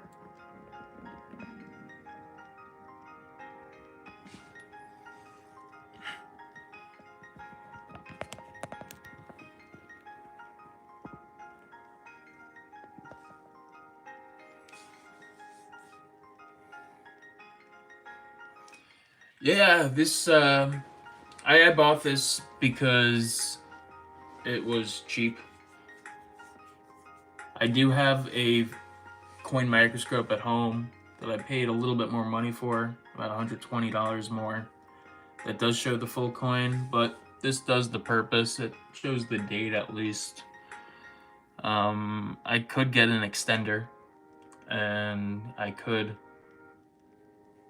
probably show the full coin, but this works for its purpose, just to show dates and minteds and mints. Not a bad microscope. Definitely could be better. But this is my archive collection here. This is for the pennies so far. I have 4,386 pennies in my penny archive collection. That's 30% done out of the $144.50. If I move over here, you can kind of see the breakdown of it. For the 1900s, I only have one coin, and that one coin is a 1909 VDB, which that was the hunt. I found two 1909 VDBs, which was bizarre. In the 1910s, I have 19, which is 1.4% done with the 1910s. I got 33 coins, extra coins, I should say, from the 1920s, 67 from the 1930s, 1940s, I have 400 basically, and the 50s, 774, which is definitely a good chunk of change. So the wheat pennies, I have a total of 1185, which is 17% done with the collection, including all years from 1909 to 1958. The memorial cents, 36% done. 2009 is halfway done, and the shield cents more than halfway done. So definitely pretty cool to have 30% done with this collection. of the archives for the pennies. The nickels, let's go back to the pennies. Let's see what I have complete. That shaded green is completed. So I have 1941, 44, 45, 46, 51, 52 Denver, 53 Denver, 55, 56, 56 Denver, 57, 57 Denver, 59, and 59 Denver. Then a few more years. All the 80s, pretty much from the Philadelphia Mint. I've saved them from hunts when I was a kid and they were really shiny, so I ended up keeping them and putting them aside. 2000s done. Some of the 2009s are done from the Philadelphia Mint, and pretty much all the Shield cents from the Philadelphia Mint are completed. The nickel here, 1930s, I got 45 of them.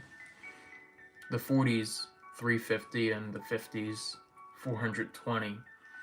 So, considering my oldies, I have 823 examples, about a third of the way done.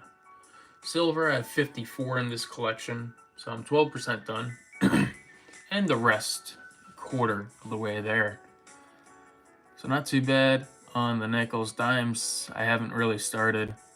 I have only 1,000 dimes out of 8,450, so 12% done, 1/8 of the way there.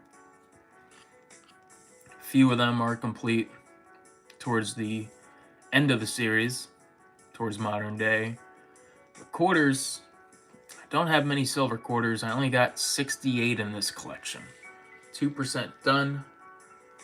One from the 30s, 13 from the 40s, 5 from the 50s, and 133 from the 60s, but that's not just silver, it's including some clad.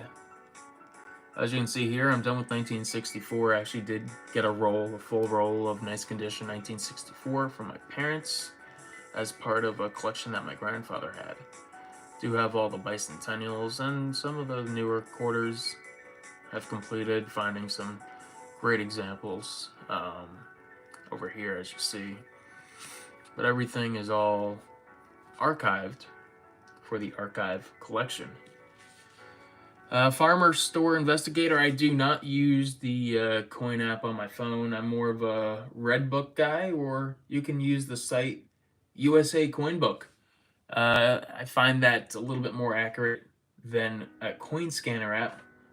The USA Coinbook, or even the Redbook or Blue Book for coin collectors, they will give you the mintages as well as the values in each condition. I've seen like the commercials or advertisements for these coin apps, and I've always seen them skew the price of coins. So I really don't trust it as much as USA Coinbook or the Redbook. I'll just type that in for you.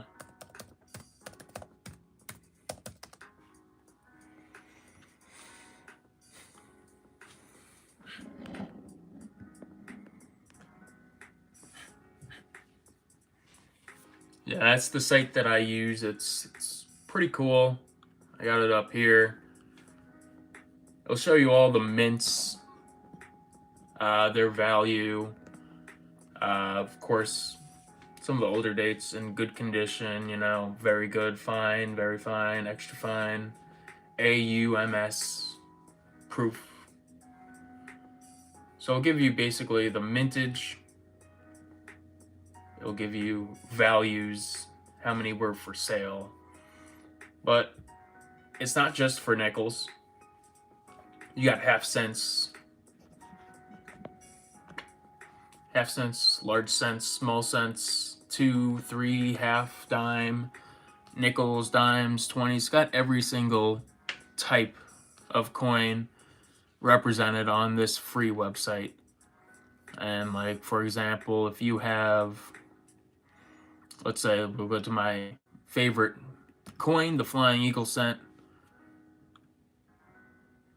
You can click on it, it'll show you a picture of the coin. as well as each of the coins that were produced. This was only a 3-year run coin, 1856, 57, and 58. If you got that 1856, you're in luck.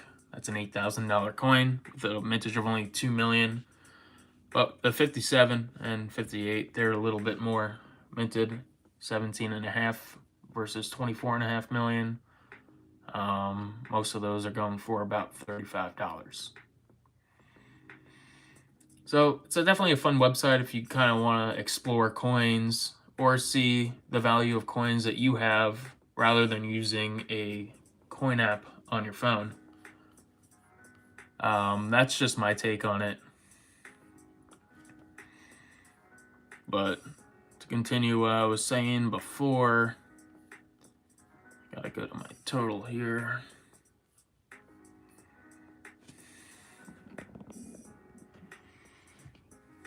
As you guys could see, I consider it the archive collection. I have a total value of the archive collection at $1,658.81, and that's just face value alone. I do have silver coins and coins that are worth more money based on mintages and condition. But that's just face value alone, $1,658.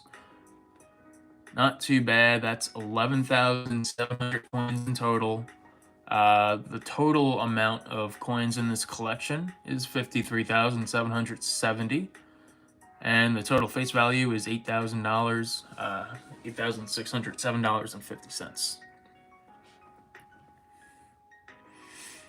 So these are all the numbers that I have for each mint or each type of coin. Pennies, nickels, dimes, quarters, half dollars. These are Eisenhowers. These are Sacagaweas. Presidential dollars, I believe is right here. What's the last one? Susan B. Anthony's. Susan B. Anthony's, Sacagawea. And the last one is the presidential dollars. Definitely a lifelong collection, but I'm looking forward to completing it one day. And hopefully, the more I collect, the more I hunt on YouTube even, the more successful I will be at completing that massive collection one day. Total Tech sold a quarter on eBay for $2,000. Wow.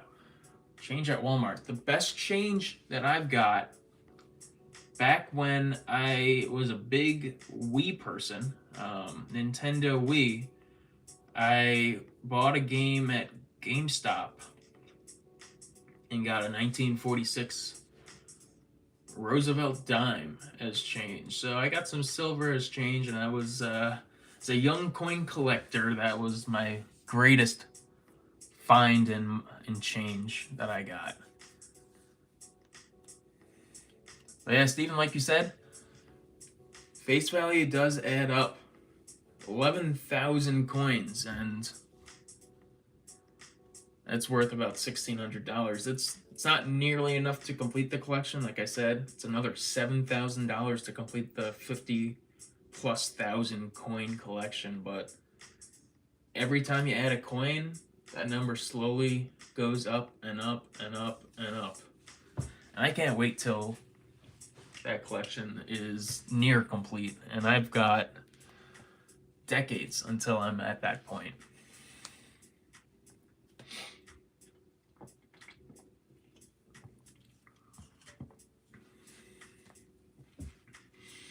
Well, guys, it's about the time where I'm gonna end the video.